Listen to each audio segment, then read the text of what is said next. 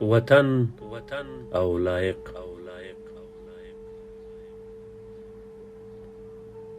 زمونږ د قافلې او د ملګرو بابا څه شوې؟ د وږو لالهاندو د لښکرو بابا څه شوې؟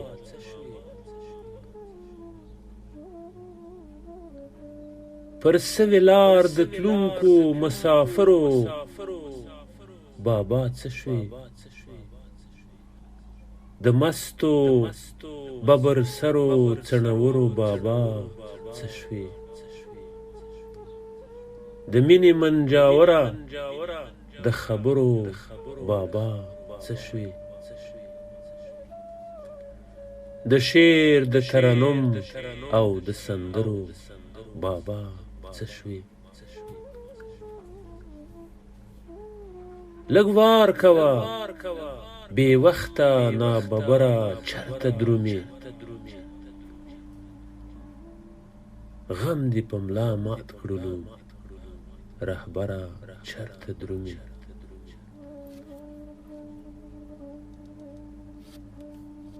بابا د ناویلو ترانو ژبه شوه ګونګه، د غرونو د ناوونو او درو ژبه شوه ګونګه، د خوارو زیارستونکو اوښبنو ژبه شوه ګونګه. ته ولاړې او د ټولو پښتنو ژبه شوه ګونګه. تا ته درکتی نشو او تا ته رسیدی نشو، اخ مونږه ملاماتي د تا غم اوچتوی نشو. تا د تورو کاڼو تور چونغر ته ژبه ورکړله، دلته د بودا هلته خیبر ته ژبه ورکړله. تا د زیارستونکو لوی لښکر ته ژبه ورکړله، تا د خوارو خلکو لوی ټبر ته ژبه ورکړله. چیرته ځې راتاو شه مونږ بې وسه بابا څه وکړو، دم رانه ختلی مونږ ته کسه بابا څه وکړو. څومره بختور وې چې د غرو په ژبه پوه وې ته، زمونږ د ولسونو پرګنو په ژبه پوه وې ته. هم د مناجات او اللهو په ژبه پوه وې ته، هم د خرابات او د نشو په ژبه پوه وې ته. ته له پونداو اوښبنو سره ملګری وې، هم له ببرسرو لیونو سره ملګری وې. تا د خرقه پوشو ریاکارو لمن څیرې کړه، تا د سفید پوشو ګناهګارو لمن څیرې کړه. تا د دربارونو خونکارو لمن څیرې کړه، تا له دې ملت نه د قرضدارو لمن څیرې کړه. تا مونږ ته د مینې د اظهار ژبه راوښوده، تا مبارزه او د ایثار ژبه راوښوده. اوس چې ته لږدېږې د دې خلکو غم به څوک ژاړي، وایه د دې وږو پرګنو ماتم به څوک ژاړي.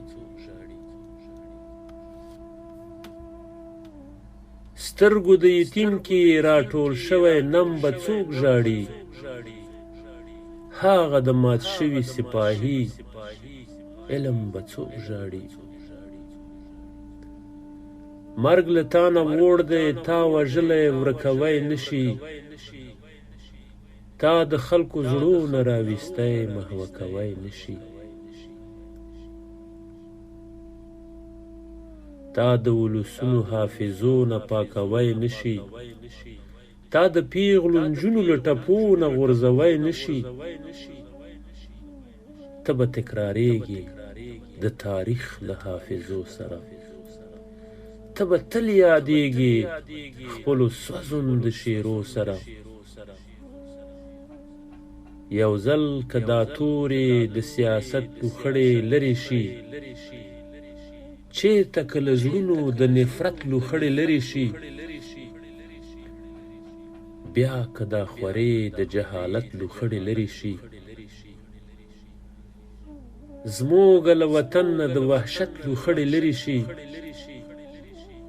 بیا به ولسونه ستا هیکل ته سلامي کوي پیغلې پښتنې به ستا غزل ته سلامي کوي ته د ورکېدو د هېرېدو محوه کېدو نه یې ته لکه چونغر په ځای ولاړ د لویېدو نه یې ته لکه د لمونځ له حافظو نه د وتو نه یې ته یې هغه ستوری چې هېڅ وخت د ډوبېدو نه یې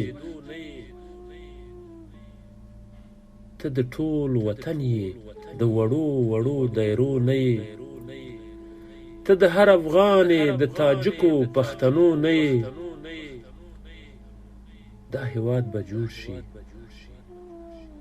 هر یو تن به لایق المانځي دا هېواد به جوړ شي هر یو تن به لایق ونمانځي وخت به داسې راشي چې وطن به لایق ولمانځي او وخت به داسې راشي چې لایق به وطن ولمانځي